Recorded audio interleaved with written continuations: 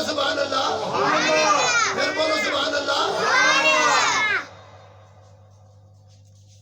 لوگ پوچھتے ہیں یہ لائٹیں کہاں لکھی ہیں، یہ جھنڈیاں کہاں لکھی ہیں؟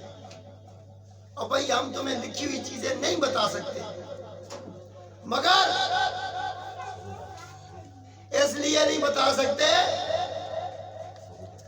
ایک بندے نے قسم کھائی ہوئی تھی میں نہیں مانتا، میں نہیں مانتا، ایک بندہ تھا وہ کہیں کسی نے کہا نا مولویوں کی بڑی عزت ہے، تو اس نے کہا میں مولوی بن جاتا ہوں، تو اس نے کہیں مناظرہ دیکھا، مناظرے میں ایک مولوی بھی نہیں مان رہا تھا، دوسرا بھی نہیں مان رہا تھا۔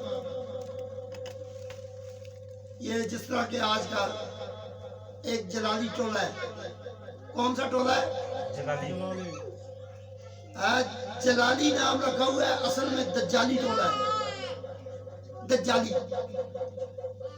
اس کا ایک ہی مشن ہے، وہ معیار بنا رہا ہے، اہل بیت کا معیار یہ بناتا ہے جی اہل بیت کو ہم تب مانیں گے، کرائٹیریا یہ ہے کہ اس کو اہل بیت کو نبی سے نیچے کا درجہ دو، نبی کا درجہ اوپر ہے۔ اور بھائی کس نے کہا ہے کہ نبی کا درجہ نیچے ہے؟ درجے تو اور میں مقرر کریں گے جب رب نے مقرر کر دیے ہیں۔ تو 1400 سال بعد ابھی ایک دروغے والا میں آ کے تو نبی کے اولاد کے اور نبیوں کے رتبے تو بتائے گا؟ اللہ کے نبی نے ایک امت کو سمجھانے کے لیے ایک معیار قائم کیا۔ یوسف علیہ السلام سے سونا کوئی ہے؟ آپ میں سے ہم میں سے کوئی یوسف علیہ السلام جیسا ہو سکتا ہے؟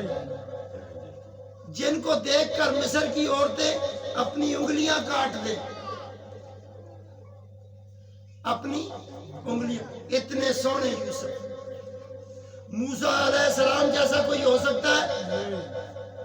جن کے بارے میں آپ اور ہم سے اللہ کلام نہیں کرتا، جب بھی بات کرتا ہے بیچ میں وسیلہ مصطفیٰ کا رکھ کے کن کہہ کے بات کرتا ہے۔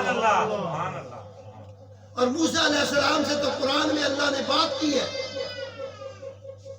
باطل کا بیمین کا، اے موسیٰ تیرے ہاتھ میں کیا ہے؟ جناب موسیٰ فرماتے ہیں یا عصا، یہ عصا ہے۔ کیا اللہ کو پتہ نہیں تھا کہ یہ عصا ہے؟ اللہ نے بات کرنی تھی موسیٰ سے، موسیٰ کی شان تھوڑی ہے۔